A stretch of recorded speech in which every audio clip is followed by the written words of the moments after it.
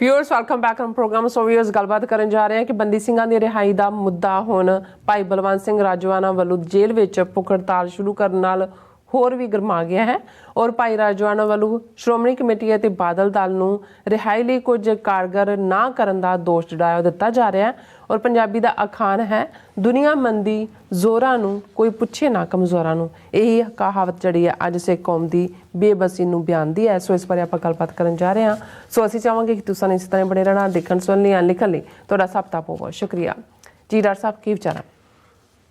देखो अफ्रीका का ये अखान है, प्रोवर्ब है कि शेर और शिकारी उस दी जंग की कहानी या उस विचले टकराव की कहानी शिकारी लिखता है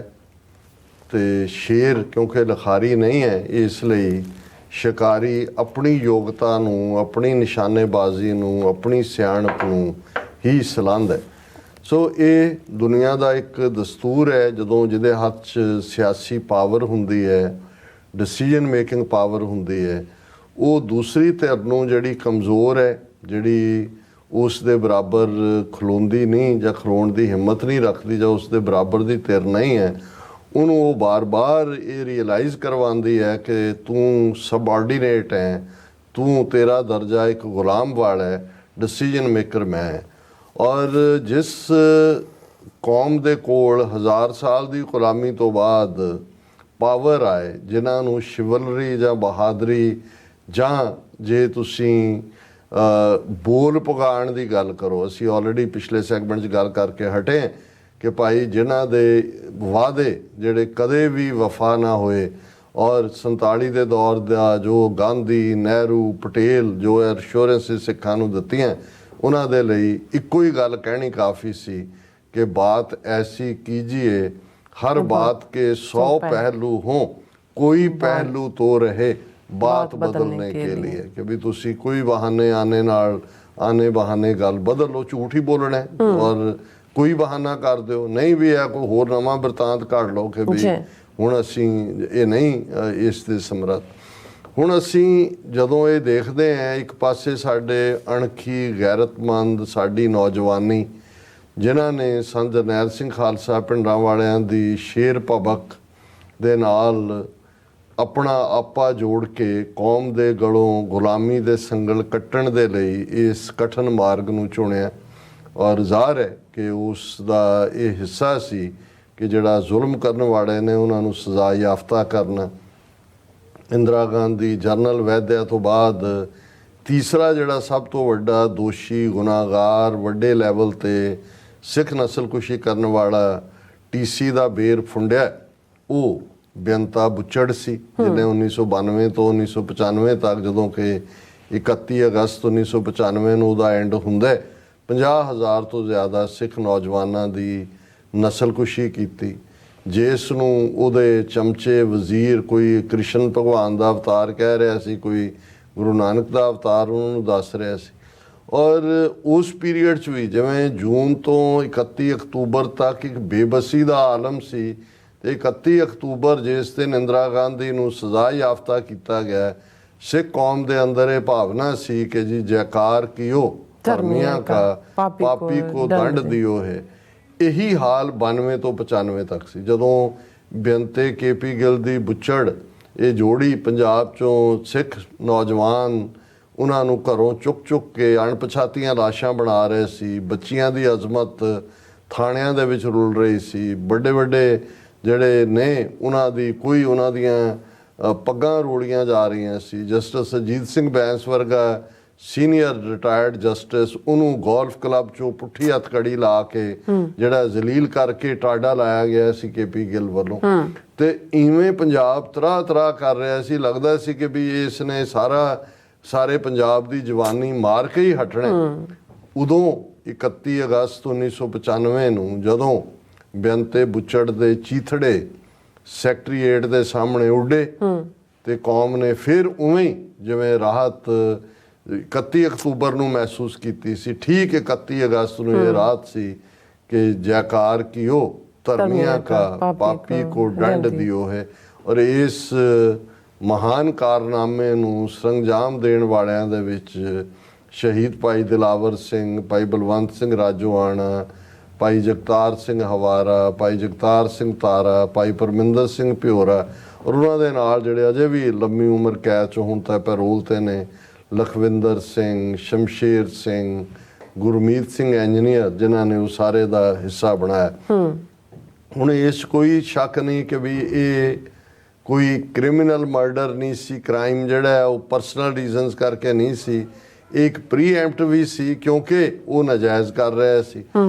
ਫਿਰ ਵੀ ਮੰਨ ਲਓ ਕਿ ਭਾਈ ਦਿਲਾਵਰ ਸਿੰਘ ਨੇ ਤਾਂ ਮੌਕੇ ਤੇ ਸ਼ਹੀਦੀ ਪਾਈ, ਭਾਈ ਬਲਵੰਤ ਸਿੰਘ ਰਾਜੋਆਣਾ, ਭਾਈ ਜਗਤਾਰ ਸਿੰਘ ਹਵਾਰਾ ਜਿਹੜੇ ਬਾਅਦ ਦੇ ਵਿੱਚ ਫੜੇ ਜਾਂਦੇ ਨੇ, ਉਹਨਾਂ ਤੇ ਇੰਡੀਅਨ ਜੂਰਿਸਪ੍ਰੂਡੈਂਸ ਦੇ ਥੱਲੇ ਕੇਸ ਚੱਲਦਾ ਹੈ। ਜੋ ਨੀਅਤ ਸਜ਼ਾ ਸੀ ਉਹ ਉਹਨਾਂ ਨੂੰ ਅਦਾਲਤ ਦਿੰਦੀ ਹੈ। ਹੁਣ ਬੇਸ਼ੱਕ ਭਾਈ ਰਾਜੋਆਣਾ ਨੇ ਸੈਲਫ ਕਨਫੈਸ ਕਰਕੇ ਕੀਤਾ, ਉਹਨਾਂ ਨੂੰ ਮੌਤ ਦੀ ਸਜ਼ਾ ਹਾਈ ਕੋਰਟ ਵੱਲੋਂ ਦਿੱਤੀ ਗਈ ਔਰ ਉਹਨੂੰ ਫਿਰ ਕਨਫਰਮ ਵੀ ਕੀਤਾ ਗਿਆ ਬਲੈਕ ਵਾਰੰਟ 2 ਵਾਰ ਜਾਰੀ ਕਰਕੇ। ਲੇਕਿਨ ਜਦੋਂ ਕੌਮ ਖਲੋ ਗਈ ਉੱਠ ਕੇ, ਔਰ ਇਹ 2012 ਦਾ ਸਾਲ ਹੈ ਜਦੋਂ ਕਿ ਬਲੈਕ ਵਾਰੰਟ ਜਾਰੀ ਕੀਤੇ ਜਾਂਦੇ ਨੇ, ਤੇ ਫਿਰ ਜਦੋਂ ਹੁਣ ਜਿਵੇਂ ਤੁਸੀਂ ਕਿਹਾ ਕਿ ਦੁਨੀਆ ਮੰਨਦੀ ਜ਼ੋਰਾਂ ਨੂੰ, ਕੋਈ ਪੁੱਛੇ ਨਾ ਕਮਜ਼ੋਰਾਂ ਨੂੰ, 2 ਵਾਰ ਜਾਰੀ ਹੋਏ ਬਲੈਕ ਵਾਰੰਟ ਜਿਹੜੇ ਨੇ ਉਹ ਰਿਵਰਸ ਹੋਏ, ਸੈਂਟਰ ਨੂੰ ਰੋਕਣਾ ਪਿਆ। ਔਰ 550 ਸਾਲਾ ਗੁਰੂ ਨਾਨਕ ਸਾਹਿਬ ਦੇ ਪ੍ਰਕਾਸ਼ ਪੁਰਬ ਦੇ ਮੌਕੇ ਦੇ ਉੱਤੇ ਭਾਈ ਬਲਵੰਤ ਸਿੰਘ ਰਾਜੋਆਣਾ ਔਰ ਪ੍ਰੋਫੈਸਰ ਦਵਿੰਦਰਪਾਲ ਸਿੰਘ ਭੁੱਲਰ ਦੀ ਜਿਹੜੀ ਮੌਤ ਦੀ ਸਜ਼ਾ ਹੈ ਉਹ ਕਮਿਊਟ ਕੀਤੀ ਗਈ। ਹੁਣ ਜਦੋਂ ਉਮਰ ਕੈਦ ਦਾ ਜਾਂ ਆਲਰੇਡੀ 25 ਸਾਲ ਤੋਂ ਜ਼ਿਆਦਾ ਇਹਨਾਂ ਦੋਨਾਂ ਨੂੰ ਹੋ ਚੁੱਕਾ ਹੈ, ਲੇਕਿਨ ਤੁਸੀਂ ਦੇਖੋ ਵੀ ਇਹ ਉਹ ਪੀਰੀਅਡ ਸੀ, ਬੇਸ਼ੱਕ 2012 ਦੇ ਵਿੱਚ ਪਾਵਰ ਦੇ ਵਿੱਚ ਵਾਪਸ ਜਿਹੜੇ ਨੇ ਉਹ ਅਕਾਲੀ ਆਏ, ਲੇਕਿਨ ਇੱਕ ਜ਼ੋਰ ਸੀ ਕਿ ਸੈਂਟਰ ਗਵਰਨਮੈਂਟ ਨੇ ਵੀ ਦੇ ਬਾਵਜੂਦ ਕਿ ਬਲੈਕ ਵਾਰੰਟ ਜਾਰੀ ਹੋ ਚੁੱਕੇ ਨੇ ਉਹ ਬੈਕ ਸਟੈਪ ਤੇ ਗਏ। 2019 ਤੱਕ ਪਹੁੰਚਦਿਆਂ ਵੀ ਸਿੱਖਾਂ ਦੀ ਤਾਕਤ ਦਾ ਅਹਿਸਾਸ ਸੀ ਉਹਨਾਂ ਨੂੰ, ਲੇਕਿਨ ਅੱਜ ਹਾਲਤ ਇਹ ਹੈ ਕਿ 2019 ਨੂੰ ਬੀਤਿਆਂ ਵੀ 4 ਸਾਲ ਲੰਘ ਗਏ ਜੀ। ਉਹ ਛੋਟੀ ਜਿਹੀ ਕੋਠੜੀ 'ਚ ਰਾਜੋਆਣਾ ਵੀ ਔਰ ਜਿਸ ਹਾਲਤ ਜਗਤਾਰ ਸਿੰਘ ਹਵਾਰਾ, ਉਹਨਾਂ ਨੂੰ ਤਾਂ ਹੁਣ ਦਿੱਲੀ ਤਿਹਾੜ ਤੋਂ ਵੀ ਕਿਤੇ ਹੋਰ ਲੈ ਗਏ। ਔਰ ਇਵੇਂ ਹੀ ਭਾਈ ਜਗਤਾਰ ਸਿੰਘ ਤਾਰਾ, ਉਹਨਾਂ ਦੀ ਭਤੀਜੀ ਦਾ ਵਿਆਹ ਸੀ, 2 ਘੰਟੇ ਦੀ ਪੈਰੋਲ ਦਿੱਤੀ ਗਈ, ਜਦੋਂ ਕਿ ਉਹ ਕ੍ਰਿਮੀਨਲ ਜਿਹੜਾ ਰਾਮ ਰਹੀਮ ਔਰ ਦੂਜਾ 6ਵੀਂ ਵਾਰੀ ਜਿਹੜਾ ਪੈਰੋਲ ਤੇ ਆਇਆ ਇਹਨਾਂ ਸਾਰੇ 2 ਸਾਲਾਂ, ਜਦੋਂ ਕਿ ਉਹ ਮਰਡਰ ਵੀ, ਜਬਰ ਜਨਾਹ ਵੀ, ਕਿੰਨੀ ਕੈਦ ਉਹਨੂੰ ਹੋਈ ਹੈ। ਹੁਣ ਇਸ ਸਭ ਦੇ ਚਲਦਿਆਂ ਇਹ ਵੀ ਸਮਝ ਆ ਸਕਦਾ ਹੈ ਕਿ ਭਾਈ ਕਿਉਂਕਿ ਅਕਾਲੀ ਦਲ ਇਸ ਹੱਦ ਤੱਕ ਇਹਨਾਂ ਨੇ ਆਪਣੇ ਆਪ ਨੂੰ RSS ਦਾ ਪਿਛਲਗ ਬਣਾ ਲਿਆ ਸੀ ਕਿ ਉਹਨਾਂ ਨੇ ਵੀ ਇਹਨਾਂ ਨੂੰ ਫॉर ਗ੍ਰਾਂਟਡ ਸਮਝਣਾ ਸ਼ੁਰੂ ਕਰਤਾ, ਲੈਣਾ ਸ਼ੁਰੂ ਕਰਤਾ। ਨਤੀਜੇ ਦੇ ਤੌਰ ਤੇ ਅੱਜ ਉਹਨਾਂ ਦੇ ਕੋਲ ਅਸੈਂਬਲੀ ਦੇ ਵਿੱਚ 2 ਸੀਟਾਂ ਹੀ ਨੇ ਔਰ ਉਹ ਤਾਂ ਹੁਣ ਇਸ ਕਾਲ ਦੀ ਉਡੀਕ 'ਚ ਨੇ ਅਮਿਤ ਸ਼ਾਹ ਜਾਂ ਮੋਦੀ ਦੀ ਕਿ ਜੀ ਅਸੀਂ ਜਿਹੜਾ ਹੈ ਉਹ ਤੁਹਾਨੂੰ ਅੱਧੀਓਂ ਵੱਧ ਸੀਟਾਂ ਬੀਜੇਪੀ ਨੂੰ ਛੱਡਣ ਨੂੰ ਤਿਆਰ ਹੈ ਪੰਜਾਬ 'ਚ, ਤੁਸੀਂ ਸਾਨੂੰ ਆਪਣੇ ਅਲਾਇੰਸ ਦਾ ਹਿੱਸਾ ਬਣਾਓ। ਜੇ ਥੋੜਾ ਬਹੁਤ ਇਹਨਾਂ ਨੂੰ ਲੱਗਦਾ ਸੀ ਵੀ ਜੇ ਮੱਧ ਪ੍ਰਦੇਸ਼, ਰਾਜਸਥਾਨ, ਛੱਤੀਸਗੜ੍ਹ 'ਚ ਲੂਜ਼ ਕੀਤਾ ਇਹਨਾਂ ਨੇ ਬੀਜੇਪੀ ਨੇ, ਫਿਰ ਸ਼ਾਇਦ ਉਹਨਾਂ ਨੂੰ ਖੇਤਰੀ ਪਾਰਟੀਆਂ ਦੀ ਲੋੜ ਪਏ, ਹੁਣ ਤਾਂ ਬਿਲਕੁਲ ਹੀ ਹੰਕਾਰੇ ਹੋਏ ਨੇ। ਇਸ ਬੈਕਡ੍ਰੌਪ ਦੇ ਵਿੱਚ ਸਾਨੂੰ ਦੇਖਣਾ ਹੋਏਗਾ ਕੌਮੀ ਇਨਸਾਫ ਮੋਰਚਾ ਜਿਹੜਾ ਚੰਡੀਗੜ੍ਹ ਦੇ ਵਿੱਚ ਲੱਗਾ ਹੋਇਆ, ਜਿਹੜਾ ਬਾਰ-ਬਾਰ ਮੰਗ ਵੀ ਹੋ ਰਹੀ ਹੈ, ਤੇ ਅਕਾਲੀਆਂ ਵੱਲੋਂ ਭਾਈ ਬਲਵੰਤ ਸਿੰਘ ਰਾਜੋਆਣਾ ਦੇ ਕੇਸ 'ਚ ਜਾਂ ਈਵਨ ਬੰਦੀ ਸਿੰਘਾਂ ਦੀ ਰਿਹਾਈ ਦੇ ਮਾਮਲੇ 'ਚ ਈਵਨ ਹੋਮ ਮਿਨਿਸਟਰੀ ਔਰ ਪ੍ਰੈਜ਼ੀਡੈਂਟ ਨੇ ਮੁਲਾਕਾਤ ਦਾ ਟਾਈਮ ਵੀ ਨਹੀਂ ਦਿੱਤਾ। ਉਹ ਸ਼੍ਰੋਮਣੀ ਕਮੇਟੀ ਦੇ ਵਫਦ ਨੂੰ ਆਪ ਤਾਂ ਸੁਖਬੀਰ ਬਾਦਲ ਨੇ ਮੂੰਹ 'ਚ ਘੂੰਗਣੀਆਂ ਪਾਈਆਂ ਹੋਈਆਂ, ਉਹ ਹਰਜਿੰਦਰ ਸਿੰਘ ਧਾਮੀ ਨੂੰ ਅੱਗੇ ਕੀਤਾ ਹੋਇਆ, ਲੇਕਿਨ ਇਹਨਾਂ ਨੂੰ ਮਿਲਣ ਦਾ ਟਾਈਮ ਵੀ ਨਹੀਂ ਦਿੱਤਾ ਜਾ ਰਹੀ। ਇਸ ਫਰਸਟ੍ਰੇਸ਼ਨ 'ਚੋਂ ਹੀ ਅਲਟੀਮੇਟਲੀ ਬਲਵੰਤ ਸਿੰਘ ਰਾਜੋਆਣਾ ਨੇ ਇਹ ਕਹਿ ਕੇ ਕਿ ਭਾਈ 5 ਵਾਰ ਮੈਂ ਅੱਗੇ ਭੁੱਖ ਹੜਤਾਲ ਕੀਤੀ, ਮੈਨੂੰ ਕਿਹਾ ਗਿਆ, ਰੋਕਿਆ ਗਿਆ, ਤੁਸੀਂ ਕੁਛ ਨਹੀਂ ਕਰ ਰਹੇ ਔਰ ਮੈਂ ਦੁਬਾਰਾ ਸ਼ੁਰੂ ਕਰ ਰਿਹਾ। ਉਹਨਾਂ ਨੇ ਸ਼ੁਰੂ ਕੀਤੀ, ਹਾਲਾਂ ਅੱਜ ਹੀ ਅਕਾਲ ਤਖਤ ਸਾਹਿਬ ਨੇ ਉਹਨਾਂ ਨੂੰ ਕਿਹਾ ਕਿ ਭਾਈ ਤੁਸੀਂ ਐਂਡ ਕਰੋ ਹੰਗਰ ਸਟ੍ਰਾਈਕ, ਔਰ ਇਹ 5 ਮੈਂਬਰੀ ਕਮੇਟੀ ਉਹਨਾਂ ਨੇ ਬਣਾਈ ਹੈ, ਜਿਹਦੇ ਵਿੱਚ ਜਿਹੜਾ ਦਿੱਲੀ ਕਮੇਟੀ ਦਾ ਇੱਕ ਬੰਦਾ ਬਲਜਿੰਦਰ ਹਮਦਰਦ ਨੂੰ ਔਰ ਰਾਜੋਆਣਾ ਦੀ ਭੈਣ ਕਮਲਦੀਪ ਕੌਰ ਔਰ ਅਕਾਲੀ ਦਲ ਦਾ ਵਿਰਸਾ ਸਿੰਘ ਵਲਟੋਆ ਕਿ ਜੀ ਇਹਨਾਂ ਨੂੰ ਟਾਈਮ ਦਿੱਤਾ ਹੈ ਕਿ 31 ਦਸੰਬਰ ਤੱਕ ਜਿਹੜਾ ਜੇ ਸੈਂਟਰ ਨੇ ਨਾ ਕਮਿਊਟ ਕੀਤੀ ਫਿਰ ਜਿਹੜਾ SGPC ਰਿਵਿਊ ਕਰੇ ਆਪਣਾ ਡਿਸੀਜਨ ਉਹਨੂੰ ਵਿਦਡਰਾ ਕਰਨ ਦਾ ਔਰ ਇਹ ਉਹ। ਲੇਕਿਨ ਮਤਲਬ ਹਾਲਾਂ ਇਸ ਨੂੰ ਲੈ ਕੇ ਬੀਬੀ ਕਮਲਦੀਪ ਕੌਰ ਔਰ ਸ਼੍ਰੋਮਣੀ ਕਮੇਟੀ ਮੈਂਬਰ ਕਿਰਨਜੋਤ ਕੌਰ ਆਪਸ ਦੇ ਵਿੱਚ ਵੀ ਉਹਨਾਂ ਨੇ ਜਿਹੜਾ ਹੈ ਉਹ ਨੋਕ ਝੋਕ ਕੀਤੀ ਹੈ। ਪਰ ਮੈਂ ਸਮਝਦਾ ਵੀ ਇਸ ਨੂੰ ਮੈਂ ਤਾਂ ਇੱਕ ਬ੍ਰੌਡਰ ਕੰਟੈਕਸਟ ਦੇ ਵਿੱਚ ਦੇਖਦਾ ਹਾਂ ਕਿ ਸ਼੍ਰੋਮਣੀ ਕਮੇਟੀ ਜਾਂ ਦੂਜਾ, ਇਹਦੇ 'ਚ ਕੋਈ ਸ਼ੱਕ ਨਹੀਂ ਹੈ ਕਿ ਸ਼੍ਰੋਮਣੀ ਕਮੇਟੀ ਨੇ ਲੀਗਲ ਫਾਈਟ ਦੇ ਲਈ ਵੀ ਉਹ ਖਰਚ ਕਰਦੇ ਨੇ। ਦੂਸਰਾ, ਇਸ ਵੇਲੇ ਸਿੱਖ ਕੌਮ ਨੂੰ ਇਹ ਦੇਖਣ ਦੀ ਲੋੜ ਹੈ ਕਿ ਭਾਈ ਜਦੋਂ ਅਸੀਂ ਕਮਜ਼ੋਰ ਹੈ, ਸਾਡੀ ਤਾਕਤ ਅਲਟੀਮੇਟਲੀ ਇੱਕ ਮੁਠਤਾ ਦੇ ਨਾਲ ਔਰ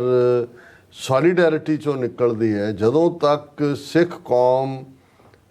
ਕੌਮੀ ਆਜ਼ਾਦੀ ਦੇ ਮੁੱਦੇ ਦੇ ਉੱਤੇ ਉਸ ਪਾਵਰ ਦੇ ਲਈ, ਔਰ ਇਹ ਗੱਲ ਸੰਤ ਪਿੰਡਾਂ ਵਾਲਿਆਂ ਨੇ ਜਦੋਂ 20 ਸਤੰਬਰ ਨੂੰ ਉਹਨਾਂ ਨੇ 1981 ਨੂੰ ਆਪਣੇ ਆਪ ਨੂੰ